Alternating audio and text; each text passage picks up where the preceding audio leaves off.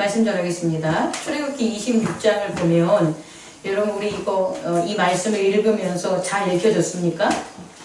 잘 안 읽혀지죠. 사실 이 말씀을 여러분들이 다시 한번 읽는다고 해도 어렵습니다. 또다시 읽는다고 해도 어렵습니다. 그것은요, 말씀의 숨은 뜻을 이해하는 게 어려운 게 아니라 이 말, 워드를 읽는 것에 익숙하지 못하다는 거예요. 왜 이 말, 워드에 익숙하지 않냐면 우리는 건축가가 아니기 때문에, 설계가가 아니기 때문에. 근데 건축을 하거나 설계를 하는 그런 세상에 집을 짓거나 건물을 짓는 사람이 이 26장을 읽으면 이건 이래서 이렇게 하고 이건 이래서 이렇게 하는 거야 라고 금방 그 사람은 또 이 말씀을 이해할 수 있을 거예요. 읽기는 편할 거예요. 왜냐하면 그들의 전공 영역이니까. 그렇다면 오늘 저는 이 말씀에 대한 전문적인 건축적인 기술을 여러분에게 전하고 싶은 게 아니라 이렇게 성막을 짓기가 쉬운 겁니까? 짓기가 어렵다는 거예요. 어렵네요. 왜요? 이제 왜요가 들어가야 돼요. 왜 성막을 이대로 지을까요? 또 하나는 전문적인 건축가가 우리 사회에서 건축을 만든 사람들이 집을 잘 줬어 라는 사람, 이 사람은 정말 집을 튼튼하고 아름답게 잘 줘 라는 그런 사람을 보면 그 사람의 설계도는 그렇지 못한 자의 설계도가 달라요. 왜냐하면 잘 짓는 사람은 그 설계도 자체가 아주 꼼꼼해요. 겉으로 지어지는 것은 결국은 겉으로 지어진 게 전부가 아니라 그것을 짓기 위해 만든 양식이 다 이루어지는 거예요. 양식만 다 이루어진다면, 구조만 잘 짜여져 있다면, 설계만 이미 완성되어 있다면 그것을 만드는 것은 쉽다라는 거예요. 마찬가지로 우리가 이 세상을 살아갈 때 나의 인생에 있어서 내 인생의 설계, 자녀를 양육함에 있어서, 부모에게 효도함에 있어서, 또 내가 내 사업을 함에 있어서 설계가 잘 짜여진 사람을 보면 그 사람의 이루는 겉에 있는 이루어놓은 현상들 또한 정리되고 안정됨을 우리가 볼 수가 있어요. 더 하나 얘기하면 청소 안 하는 사람들 있잖아요. 더럽게 하고 정리가 안 된 사람들을 보면 설계가 안 돼 있어요. 어디에 있어서? 그 방에 있어서. 그 방에 있어서 어떻게 설계가 되고 어떠한 꿈이 있고 어떠한 시간이 거기에 있다라고 한다면 가장 기본이 청소 정돈이거든요. 그리고 그 위에 꾸미는 게 이루어지는데 그게 안 됐기 때문에 청소가 안 되는 거예요. 그래서 만약에 자녀들이 방 청소를 안 한다면 자녀는 그 방에 대한 꿈이 없는 거예요.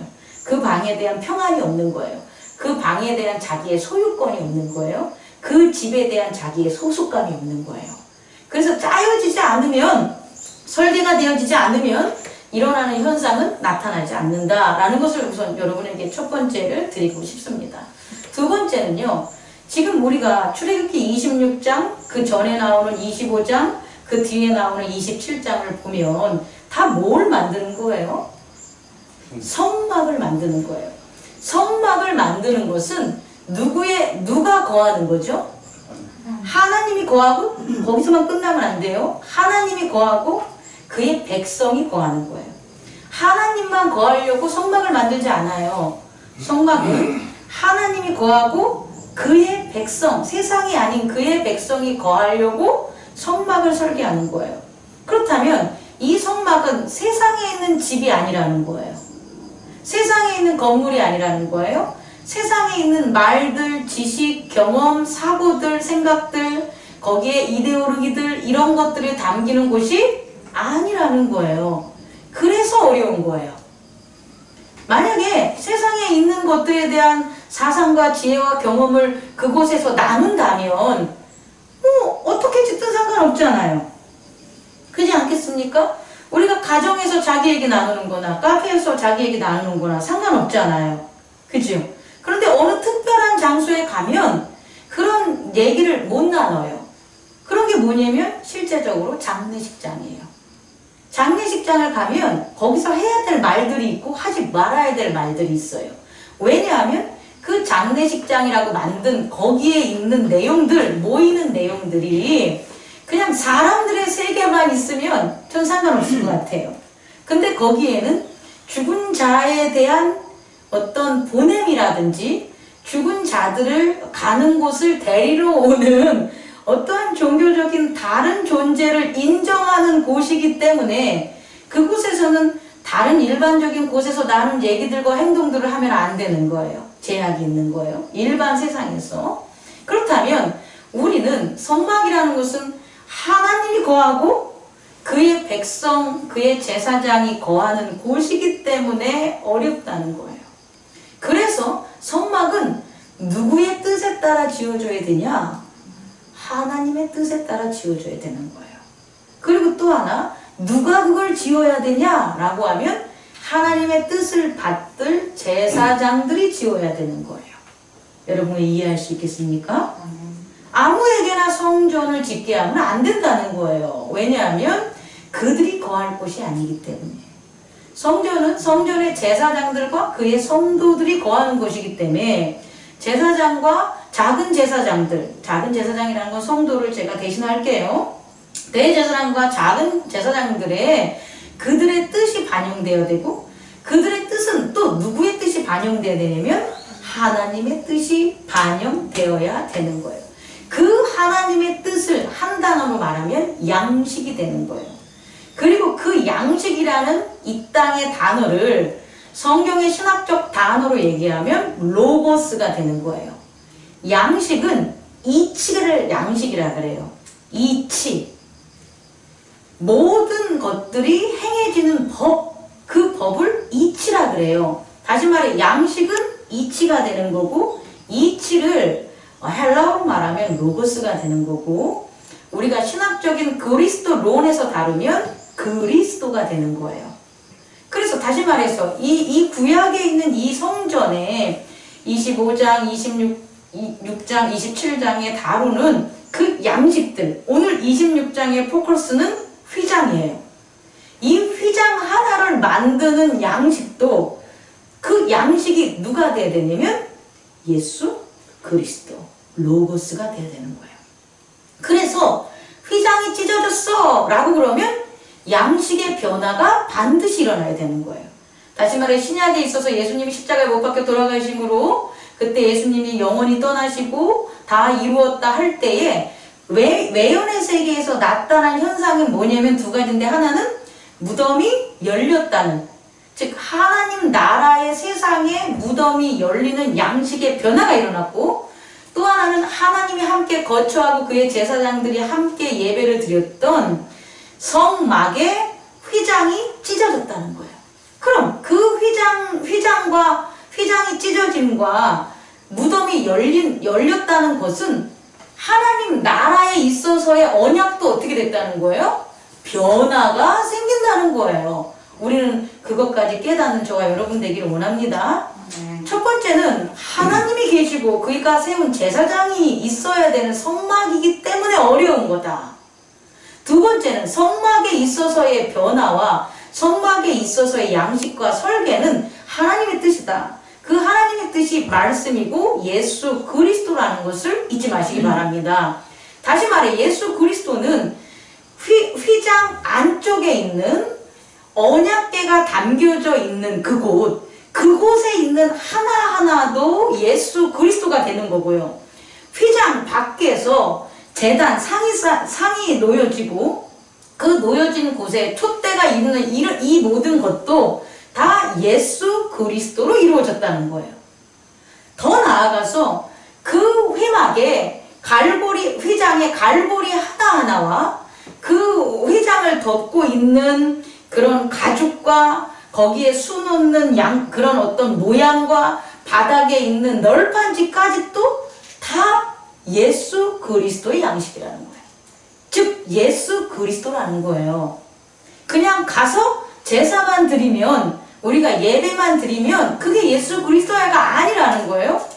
우리는 예수 그리스도의 몸 안에 들어가서 그의 나라 안에 들어가서 예배를 드리는 거예요. 여러분 이해할 수 있겠습니까? 그렇다면 여러분 성막 안에 들어가는 제사장은 자기의 공간에 들어가는 게 아니에요. 어디에 들어가는 거예요? 하나님의 나라인 예수 그리스도 안에 들어가는 거예요. 그래서 세 번째, 자기 마음대로 할 수 있는 게 아무것도 없어요. 이해할 수 있겠습니까? 만약에 제사장이 자기의 생각대로 자기가 생각해놓은 양식대로 성전을 지었다면, 회막을 달아놨다면 그는 자기 마음대로 할 게 너무 많아요. 아, 이거 마음에 안 드는데? 아, 이거 고쳐버려. 아, 누구누구 오라 그래서 아, 요거 색깔 바꿔버려. 아, 내가 오늘 좀 우울하걸라? 여기다 꽃도 하나 갖다 놔. 아, 이렇게 하다 보면 안 되겠네. 여기 좀 더 넓혀버려. 다시 말해, 자기 마음대로 할 수가 있다는 거예요. 제사장 마음대로, 그 성소를 찾는 자들 마음대로. 그런데 이 양식이 누구의 양식이냐? 하나님의 뜻과 하나님의 나라 그리스도예요. 그래서 제사장 마음대로 할 수 있는 것은 하나도 없어요. 그래서 거룩한 예배를 드리려면 제사장은 성막문을 들어서자마자, 사실은 성막문에 들어오기 전에 모든 내 생각과 내 경험에 대한 내 죄를 뭐 해야 돼요? 회개하고 제물을 바치고, 그 다음에 그 회개의 피를 들고 그 안에 들어와서 어떻게 해야 되냐면, 내 마음대로가 아니라 이 뒤에 나올 제단의 방법대로 진행이 돼야 되는 거예요.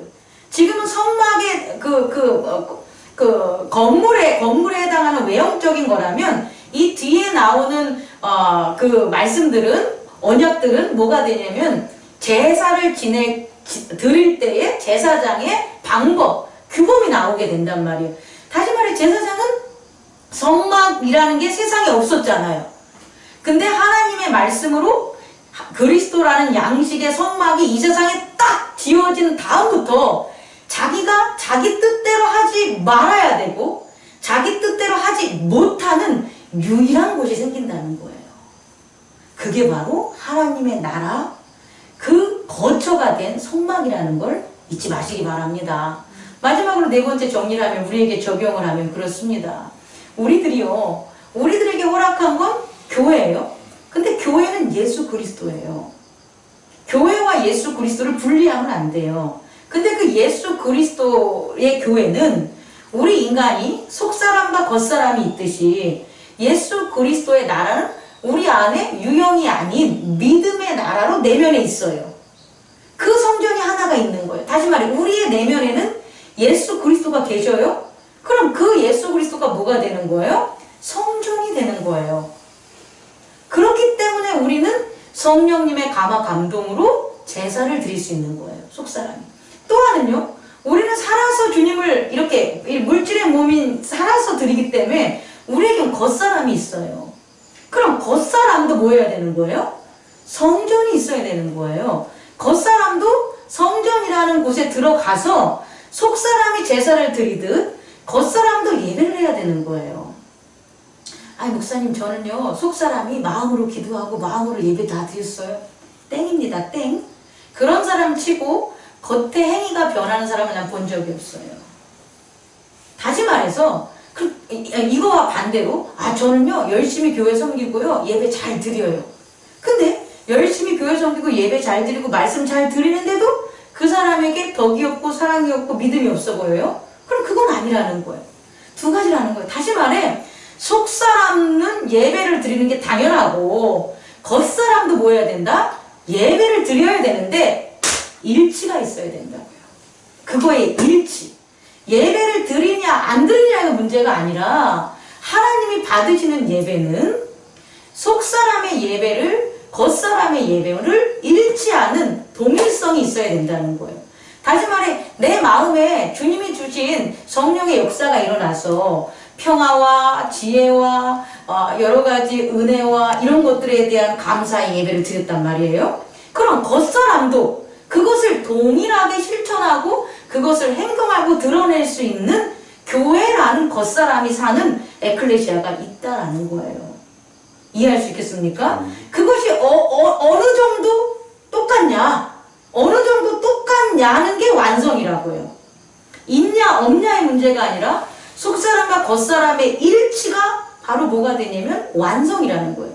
그래서 예수 그리스도는 속사람의 성령의 역사하는 그리스도와 겉사람의 요셉의 아들이었던 예수의 행함이 일치됐단 말이에요.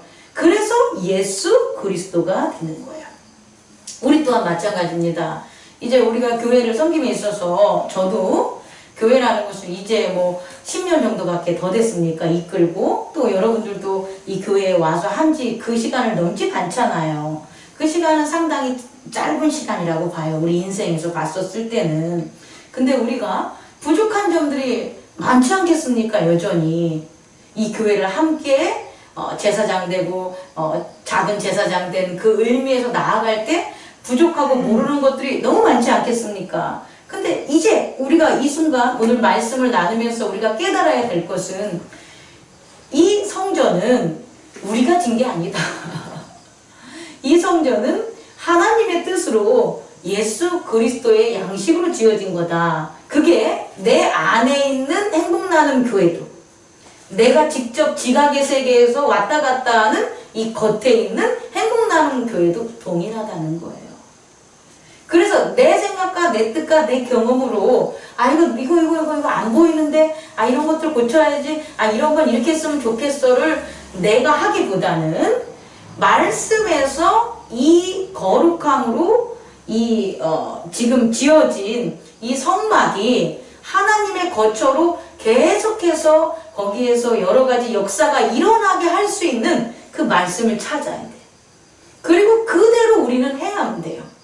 다시 말해 죄에 대해서는 어떻게 하는 거예요? 깨끗하게 회개하고 그것에 대한 제단을 쌓고 그것을 가지고 더 이상 이제 앞으로는 그런 죄로 가지 않겠습니다라는 그와 같은 신의와 믿음 속에 제사장이 제사를 드리되 드리는 제사장 또한 어떻게 해야 되는 거예요?